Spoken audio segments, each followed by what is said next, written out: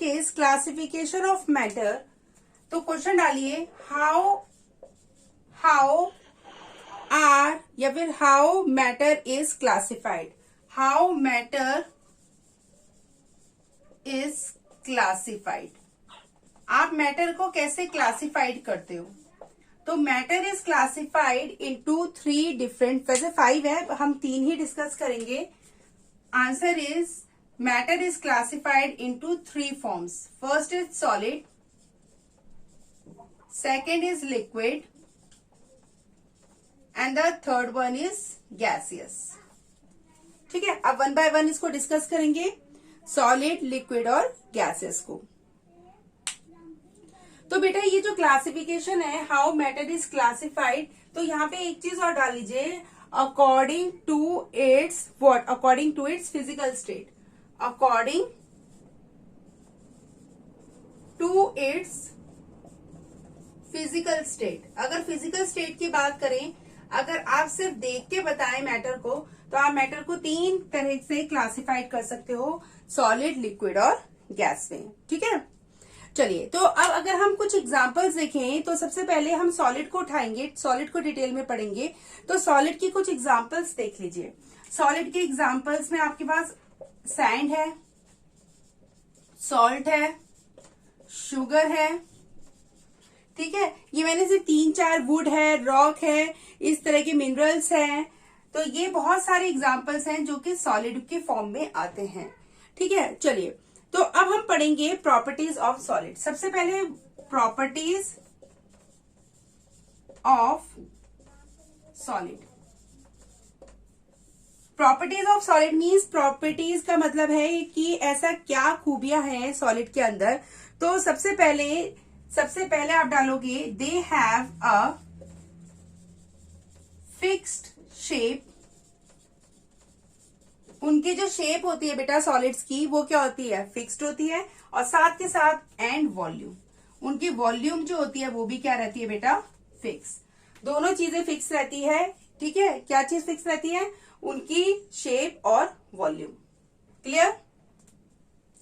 उसके बाद सेकंड है they can not be compressed. They can not be compressed. आप उन्हें दबा के कंप्रेस दबा नहीं सकते, सॉलिड्स को आप दबा नहीं सकते कभी भी, क्योंकि सॉलिड बहुत रिजिड होता है। रिजिड मतलब कठोर, रिजिड मतलब कठोर। ठीक है, उनकी डेंसिटीज क्या होती है, दे हैव हाई डेंसिटीज। इनकी डेंसिटीज भी बहुत ज्यादा हाई होती है, बहुत भारी होते हैं डेंसिटी। ठीक है, साथ के साथ आप कह सकते हैं do not fill their container completely. Do not fill their container completely. Completely आप कंटेनर को सॉलिड से नहीं भर सकते।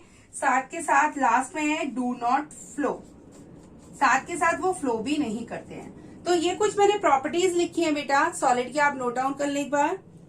तो सबसे पहले दे हैव अ, अगर यहाँ पे मैंने लिखा है they have a fix shape and volume, तो इसका क्या कारण है? इसका कारण आप लिख सकते हैं, इसका कारण है because the particles, because the particles, जो पार्टिकल्स होते हैं बेटा सॉलिड के, आर क्लोजली पैक्ड।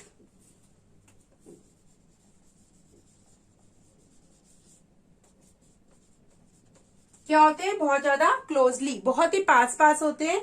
और and their position are fixed, और उनकी पोजीशन होती है वो भी फिक्स रहती है। और उसका कारण क्या है, due to the strong force of attraction between the particles and their position also remains fixed। उनकी जो पोजीशन होती है, पोजीशन किसकी बेटा, पार्टिकल्स की, क्यों फिक्स रहती है, because they have a strong force of attraction. Because of the strong force of attraction.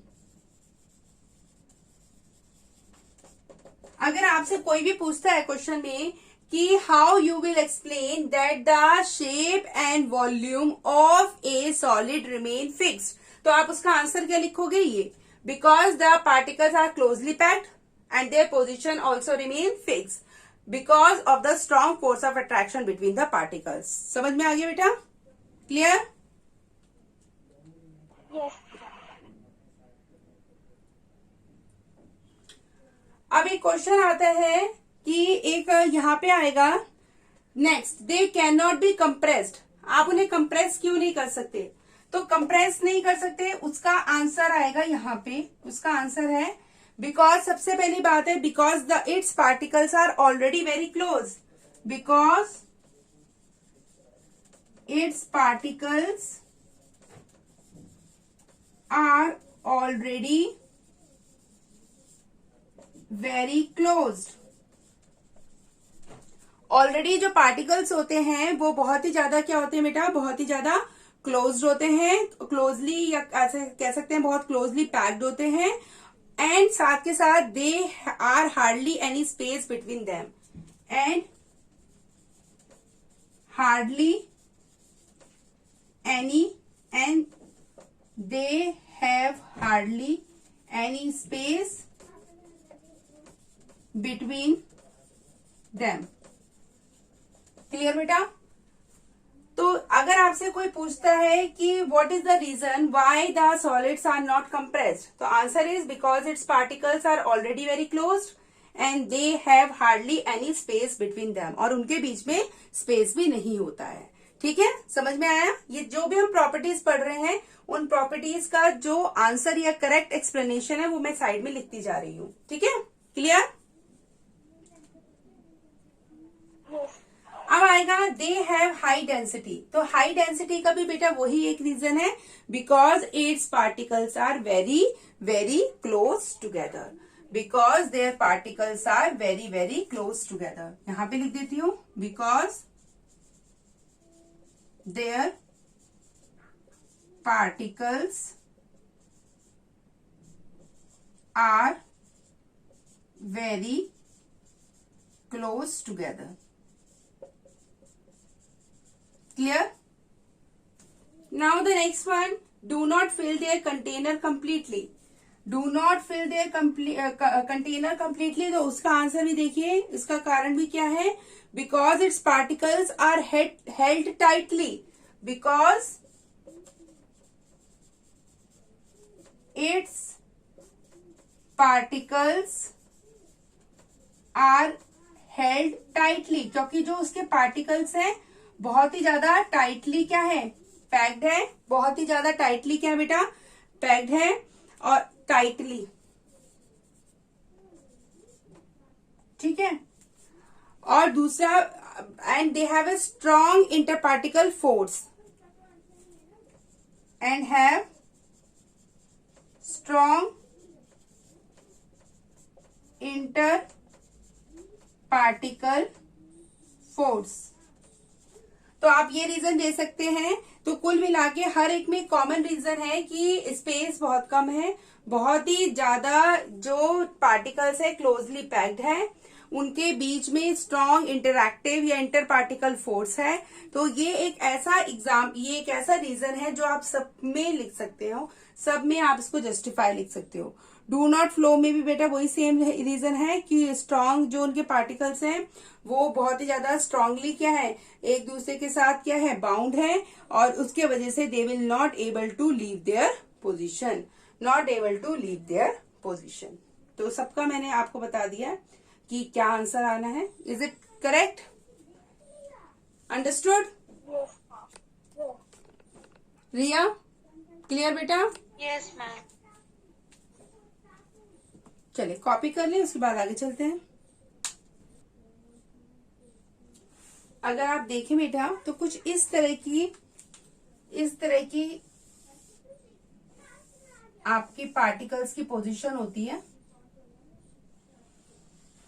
They are very very closely packed, no space in between them. They have a strong interparticle force of attraction. That's why they show these following properties.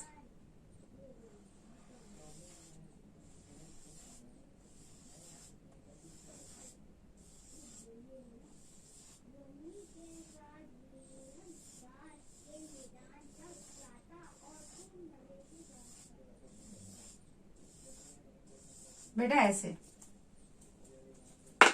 अब एक question आता है कि as we know that solid can not, यहाँ पे question है कि as we know that solid does not change their shape, now a rubber band changes its shape on stretching, then why do we call it a solid. चलिए इसको आप justify करते हैं, ये क्वेश्चन लिखते हैं। Question, solid has a fixed shape, ये एक स्टेटमेंट है, दिस इज अ स्टेटमेंट, ठीक है। सो why rubber band changes its shape on stretching as we call it a solid। so why rubber band changes its shape on stretching as we call it solid। Clear? Answer is a rubber band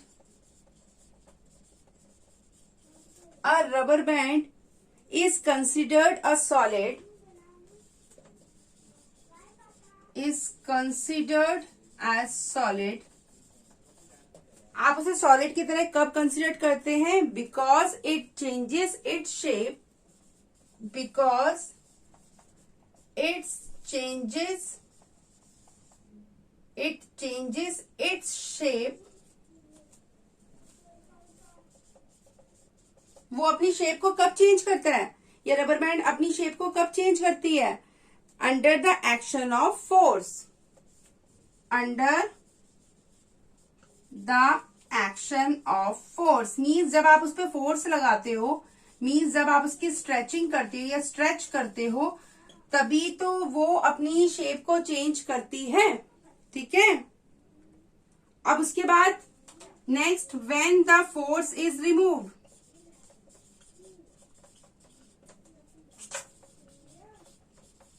when the force is removed, जब आप force को बेटा हटा देते हो, the rubber band regain its original shape।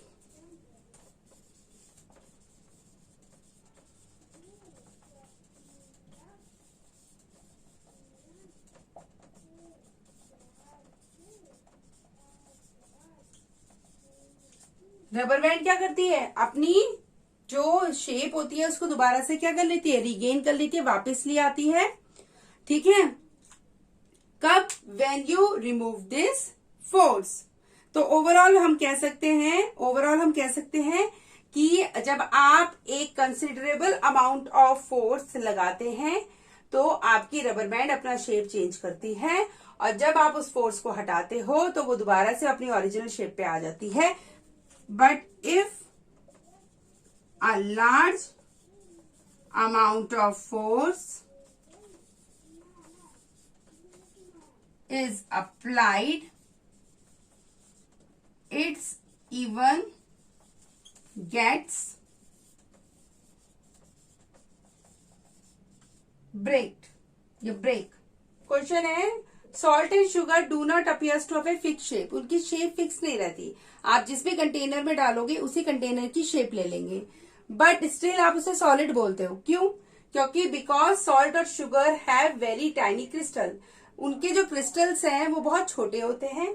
Because the shape of individual crystal of sugar and salt remain, हर एक sugar और सॉल्ट के जो क्रिस्टल्स होते हैं वो अपनी शेप को क्या करते हैं? They will remain in their fix shape, उनकी शेप फिक्स रहती है, ठीक है। ऑल्दो वो छोटे हैं पर उनकी जो शेप है वो फिक्स रहती है। Even when we put them in jar of different shape. चाहे हम किसी भी शेप के जार में उनको पोर कर ले, बट स्टिल जो उनकी शेप होती है वो ऐसी ही रहती है, वो कभी चेंज नहीं होती, इसलिए उन्हें सॉलिड बोला जाता है। और छोटे हैं क्रिस्टल, उसके वजह से क्या होता है, they will take the shape of a jar. जिस भी जार में आप डालते हो वो आराम से मोल्ड हो जाते हैं उसमें। ठीक है, इज बिकॉज इट्स कंप्रेसिबिलिटी, जो उसकी कंप्रेसिबिलिटी होती है वो क्या होती है, is due to the presence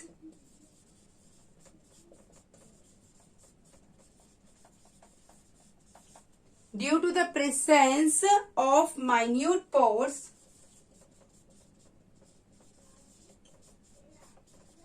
ठीक है। जो छोटे छोटे पोर्स होते हैं, ये देखिए आपकी स्पॉन्ज है, यहाँ पे छोटे छोटे जो ये आपके पोर्स हैं, इन पोर्स के अंदर क्या फिल हो जाती है, एयर, इन विच एयर गेट्स फिल्ड, जिसके अंदर हवा भर जाती है। जब आप उसे कंप्रेस करते हो हवा बाहर निकल जाती है, एयर गेट एक्सपेल्ड आउट, और जैसे आप उसको रिलीज करते हो air again get filled in the pores of the sponge.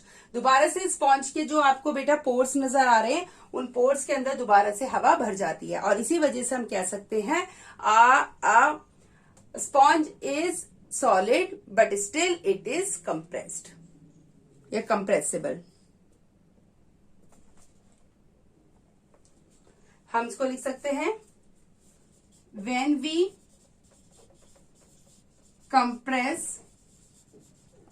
the sponge, जब हम स्पॉन्ज को कंप्रेस करते हैं, air is expelled, air is expelled, air is expelled means बाहर निकल जाती है, एक्सपेल्ड मीन्स बाहर निकल जाना फ्रॉम इट्स होल्स या फ्रॉम इट्स पोर्स, होल्स या फिर आप पोर्स, कोई भी वर्ड यूज कर सकते हो। ठीक है, making it highly compressible, making it highly compressible. चलिए बेटा, ये सारे जो क्वेश्चंस हमने करे हैं और जो मैंने आपको प्रॉपर्टीज कराई है उसकी एक्सप्लेनेशन उनका दिया है, और साथ ही साथ जो 3 क्वेश्चन कराए हैं, ये सॉलिड पे पूरा का पूरा हमने क्या तैयार कर लिया, पूरा जो कंटेंट या फिर कह सकते हैं पूरे नोट्स तैयार कर लिए हैं। इसके बाद नेक्स्ट टॉपिक आएगा लिक्विड। चलिए लिक्विड डालिए, लिक्विड।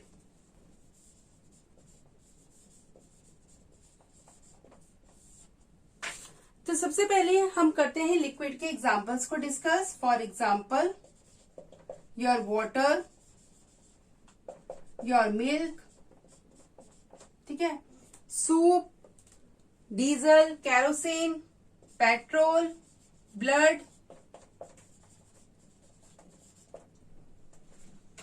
ठीक है, और एक्सेट्रा, और भी कुछ, ये सारे हमारे आ जाएंगे किसमें बेटा, लिक्विड्स में।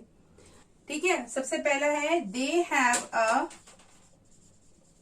फिक्स्ड वॉल्यूम, वॉल्यूम फिक्स रहती है बट नॉट फिक्स शेप, पर उनकी जो शेप होती है वो फिक्स नहीं रहती है। ठीक है बेटा।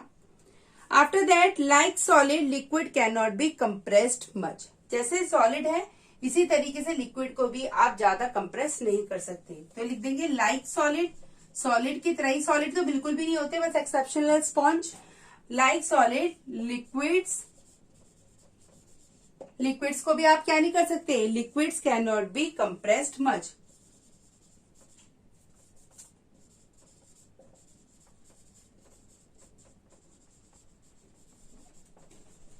आफ्टर दैट ये सारी आपको प्रॉपर्टीज लिखनी है। अगर आपसे लिक्विड में कोई भी आपके पास आता है शॉर्ट नोट या आपसे पूछा जाए प्रॉपर्टीज, तो आप ये सारी लिखेंगे। उनकी जो लिक्विड्स की have moderate to high density, means आप कह सकते हैं लिक्विड्स हैव मॉडरेट, मतलब ना तो कम ना ही ज्यादा, बीच में, moderate to high density. High density means कुछ ऐसे आपके क्या होते हैं, लिक्विड्स भी होते हैं जिनकी डेंसिटी बहुत ज्यादा हाई होती है। ठीक है, ओके। पर अगर हम बात करें, if we compare it from solid, they are less denser than solids. Solids के कंपैरिजन बेटा जो हमारे लिक्विड्स होते हैं उनकी डेंसिटी कम होती है, ठीक है, पर उनकी डेंसिटी मॉडरेट टू हाई हो सकती है, पर सॉलिड से कम होती है। अब नेक्स्ट है do not fill their container completely. Same है, ये वाली जो प्रॉपर्टी है ये सेम है for the solids and the liquids. Their उनके देयर पार्टिकल्स, या आप कह सकते हैं liquids do not fill their container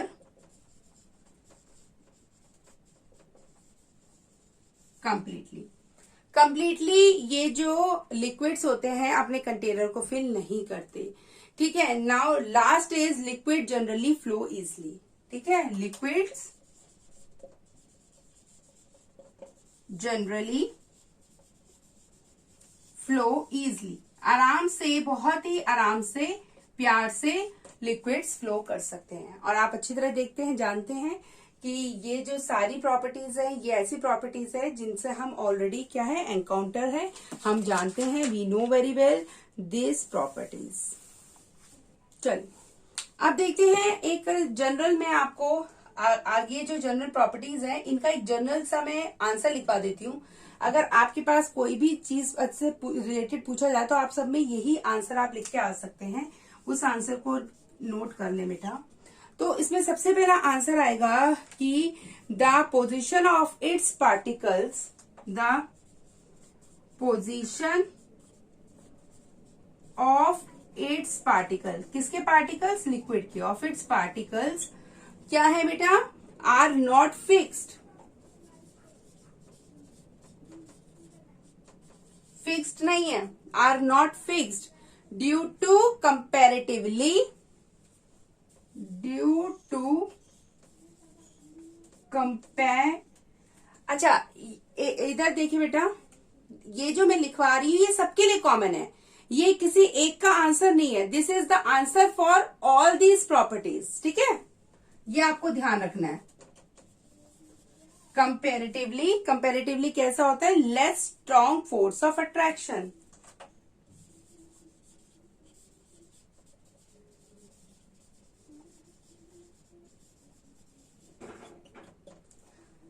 okay, between them.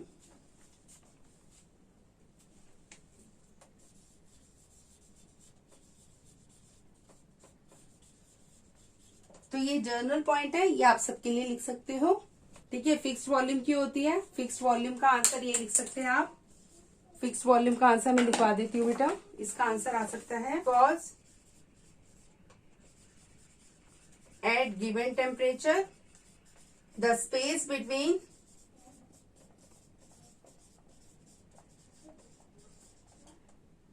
It's particles are fixed. ये जो मैंने आंसर लिखवाया है बेटा, ये लिखवाया है फिक्स्ड वॉल्यूम के लिए, ठीक है, this answer is for only fixed volume, ठीक है, क्लियर। अब ये आंसर बेटा इसका लिक्विड जनरली फ्लो इजली, तो इसका आप लिख सकते हो because it's particles are able to slide over one another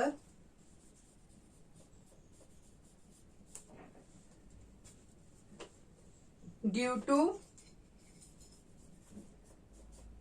weaker interparticle force of attraction। देखिए मैंने आपको एक जर्नल पॉइंट लिखवाया है, इसके बाद चलिए, तो बेटा ये जो आंसर मैंने लिखवाया है नीचे, ये जर्नल आंसर है, ये आप सबके हर एक प्रॉपर्टी के साथ लगा सकते हो उसको, ये ऐसा कोई स्पेसिफाइड नहीं है कि मैम ये किस प्रॉपर्टी के साथ लिखना है, ये हर एक प्रॉपर्टी के साथ आप लिखोगे। The position of its particle are not fixed, जो लिक्विड है उसमें जो पार्टिकल्स की पोजीशन है वो फिक्स नहीं रहती, ठीक है। साथ के साथ ड्यू टू, उसका रीजन क्या है, उसका रीजन यह है कि जो पार्टिकल्स के बीच में फोर्स ऑफ अट्रैक्शन है वो कंपैरेटिवली सॉलिड से कम है। ठीक है, ये तो हो गया एक जनरल क्वेश्चन। अब आ गया है कि अगर फिक्स्ड वॉल्यूम नहीं है तो उसका क्या कारण है। अगर कोई टेम्परेचर आपको गिवन है, एट द गिवन टेम्परेचर जो स्पेस होगा किसके बीच में, द पार्टिकल्स के बीच में, वो हमेशा फिक्स्ड रहता है। इसलिए जो वॉल्यूम होती है एट ए गिवन टेम्परेचर फिक्स रहती है। वॉल्यूम चेंज नहीं होती, पर जो शेप होती है वो चेंज हो जाती है। ठीक है, ये हो गया इसका आंसर। अब इसके बाद लिक्विड जनरली बहुत आसानी से फ्लो कर जाते हैं। उसके लिए आप लिख सकते हो because it's particles are able to slide over each other. उसके पार्टिकल्स एक दूसरे के ऊपर स्लाइड कर जाते हैं, और स्लाइड का रीजन भी यही है, due to weaker force of attraction. जो पार्टिकल्स के बीच में फोर्स ऑफ अट्रैक्शन है वो सॉलिड के कंपैरेटिव कम है। तो ये बेटा हमारा जनरल प्रॉपर्टीज हमने आज डिस्कस कर लिए, कल भी हम करेंगे इसको। मैं एक बार इसका डायग्राम बना देती हूँ कि पार्टिकल्स किस तरह से रिप्रेजेंट होते हैं, वो आपको बना के आना है अगर कभी भी लिक्विड से रिलेटेड या सॉलिड से रिलेटेड क्वेश्चन आता है तो। ठीक है, तो उसको कैसे बना सकते हो। यहाँ पे पार्टिकल्स के बीच में क्या होता है, थोड़ा दूरी होती है।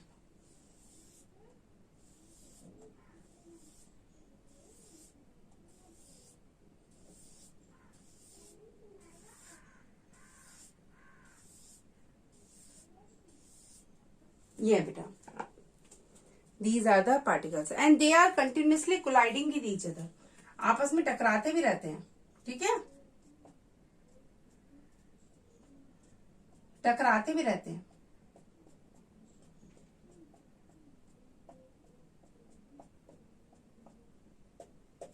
कर लीजिए बेटा। उसके बाद मैम ये डायग्राम भी ड्रॉ कर। हाँ बेटा, ये डायग्राम बहुत इंपॉर्टेंट है, सपोर्टिव है ये।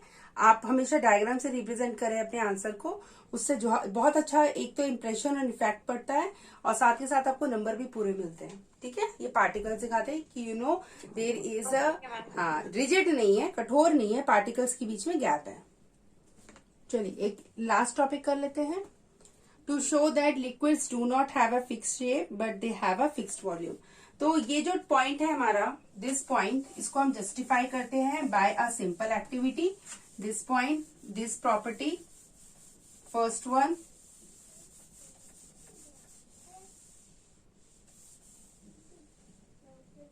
दिस वन प्रॉपर्टी है they have a fixed volume but not fixed shape. इसको हम एक एक्टिविटी के थ्रू क्या करेंगे बेटा, जस्टिफाई करते हैं।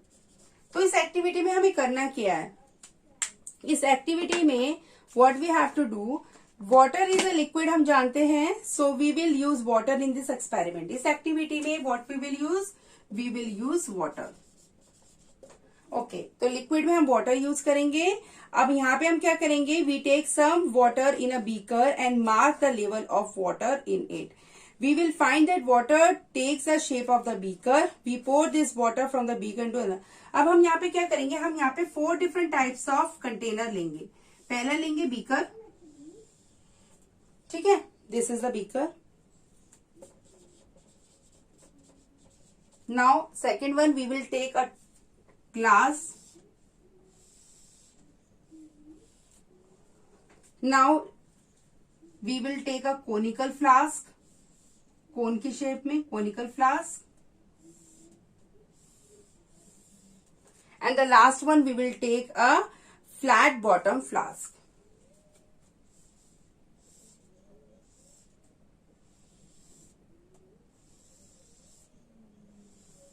दिस इज फ्लैट, नीचे से फ्लैट है ना, flat bottom flask, D1। This is C, conical flask. This is your glass tumbler.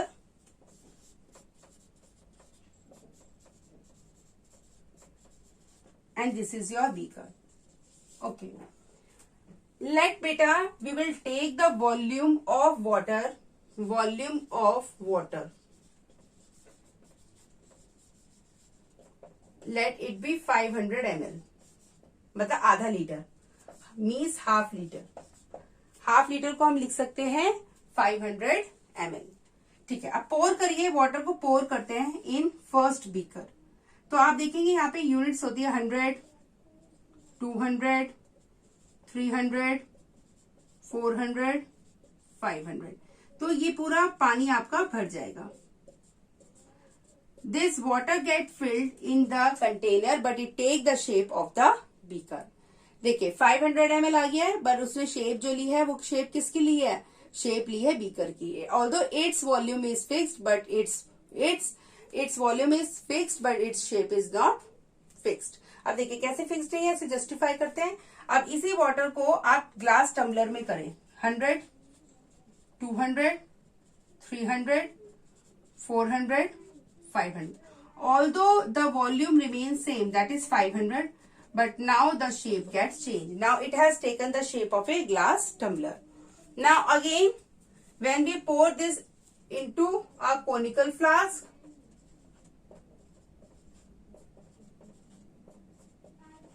again it get filled into the conical flask. Its volume remain fixed, but it's take the shape of a conical flask. Now in this flat bottom flask, again water get filled up to the 500 ml. Its volume remains same, but it has taken the shape of a flat bottom flask. So the conclusion of this activity, what is the conclusion of this activity? That liquids have a fixed volume but not fixed shape. Clear beta?